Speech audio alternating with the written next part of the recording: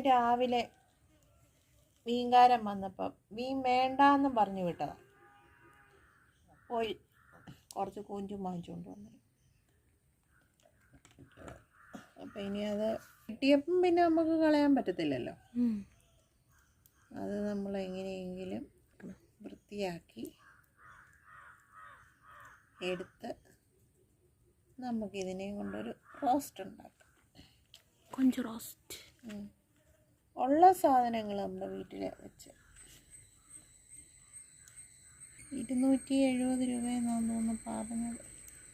കൊഞ്ച് നമ്മുടെ ഇവിടെ വീടുകളിൽ കൊണ്ടുവരത്തേ ഇല്ല ഇത്. ഇപ്പം എനിക്ക് തോന്നുന്നു ഒത്തിരി ഉണ്ടല്ലേ. വേറെ മീനൊന്നും ഇല്ലെന്ന് തോന്നുന്നു. അതായി കൊഞ്ചെടുത്തോണ്ട് വന്നേ.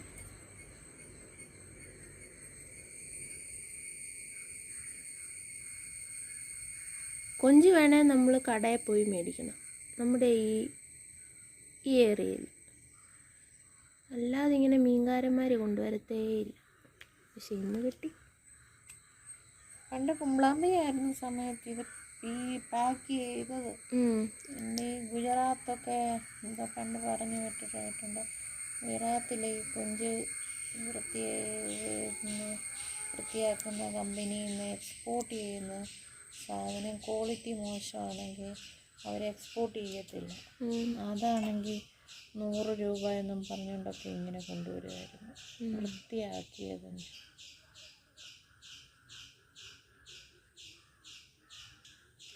മമ്മി ഉള്ളപ്പം വാങ്ങിച്ചിട്ടുണ്ട്. എനിക്ക് വൃത്തിയാക്കുന്ന മടിയുണ്ട്. ഇത്രയും സമയം വേണം. വൃത്തിയായി എടുത്ത് കഴിച്ചില്ലെങ്കിൽ നമുക്ക് വയറിന് അസുഖം ഉണ്ടാകുന്നതാണ്. ആ സൈഡിലുള്ള നാര്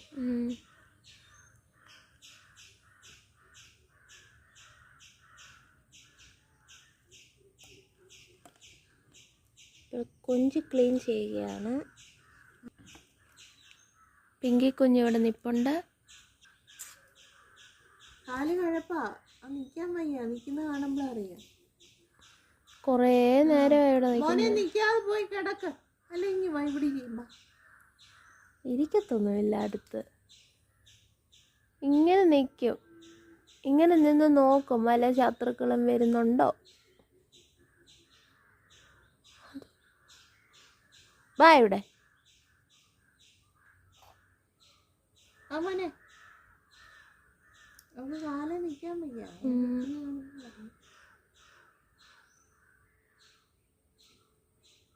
അങ്ങനെ നമ്മുടെ കൊഞ്ചേ കഴുകി വൃത്തിയാക്കി എല്ലാം ക്ലീൻ ചെയ്ത് കൊണ്ടുവന്നിട്ടുണ്ട്.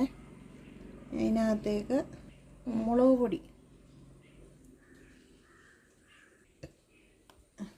മഞ്ഞൾപ്പൊടി, കുറച്ച് കുരുമുളക് പൊടി, കുറച്ചുപ്പ്, 1 നാരങ്ങയുടെ പകുതി അതിൻ്റെ നീരൂട്,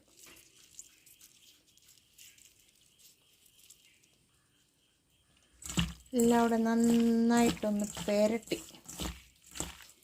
1/2 മണിക്കൂർ ഇവിടെ ഇരിക്കട്ടെ. അത് കഴിഞ്ഞിട്ട് നമുക്കിതിനെ ഫ്രൈ ചെയ്യാം.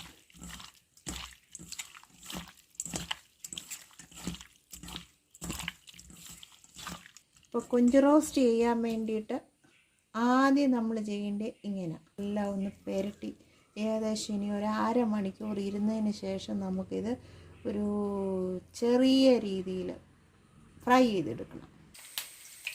1/2 മണിക്കൂറിൽ കൂടുതലായി നമ്മളിത് പെരട്ടി വെച്ചിട്ട് നമുക്കിത് പതുക്കെ വറുത്തെടുക്കാം.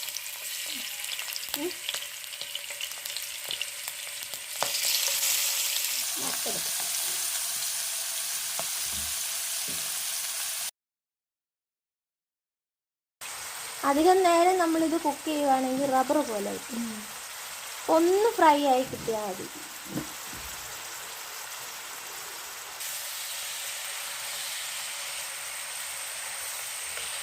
കൊഞ്ചിയിൽ നിന്നും വെള്ളം ഇറങ്ങുന്നുണ്ടല്ലേ.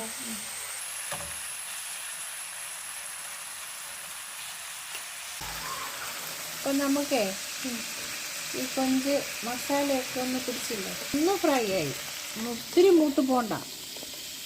മൂത്ത് പോയാലേ കൊഞ്ചിൻ്റെ രുചിയും മാറും, ഘടനയും മാറും.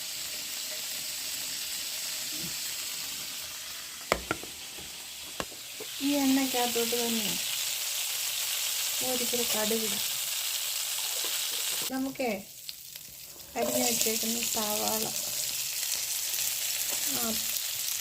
ഇഞ്ചി, വെളുത്തുള്ളി, കറിവേപ്പില, പച്ചമുളക് ഇത്രയും സാധനം ഒന്നിച്ച് വന്നിട്ട് ഇതിനെ ഒന്ന് വഴറ്റിയെടുക്കും.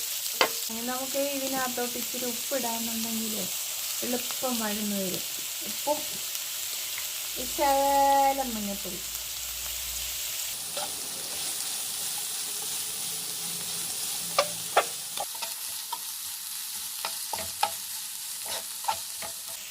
തക്കാളിപ്പഴം കൂടെ ഇട്ട് നന്നായിട്ട് വഴറ്റി.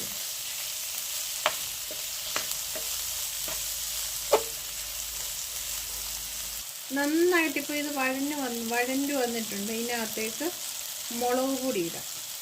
മുളക് പൊടി, മഞ്ഞൾപ്പൊടി ഉപ്പും നേരത്തെ ഇട്ടിട്ടുണ്ടായിരുന്നു. ഇനി എന്ത് കൊടുക്കണം? ഒരല്പം കുരുമുളക് പൊടി.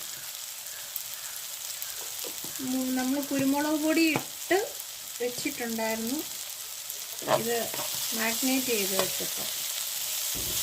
ഇത് നന്നായിട്ട് പച്ചമണമൊക്കെ മാറുന്ന വരെ വഴറ്റി കൊടുക്കും.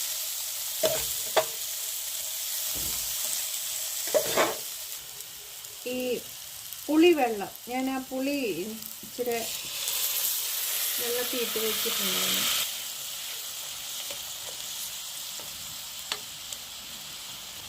ഇനി നമുക്ക് ഫ്രൈ ചെയ്ത് വെച്ചേക്കണം. ഒത്തിരി അങ്ങ് ഫ്രൈ ആയിട്ടില്ല, എന്നാൽ ഫ്രൈ ആക്കി വെച്ചേക്കുന്ന കൊഞ്ചും കൂടി ഇതിനകത്ത് ഇട്ട് കൊടുക്കാം. നന്നായിട്ടൊന്ന് തട്ടിക്കും.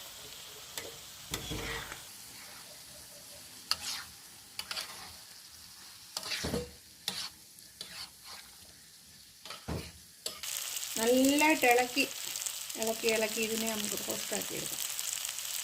ഇത് നമുക്ക് ചപ്പാത്തിയുടെ കൂടോ അപ്പത്തിൻ്റെ കൂടോ ചോറിൻ്റെ കൂടോ എന്തിൻ്റെ കൂടെ വേണേലും കഴിക്കാം. നല്ല ടേസ്റ്റാണ് ഇങ്ങനെ കൊഞ്ച് റോസ്റ്റ് ഉണ്ടാക്കിയത്.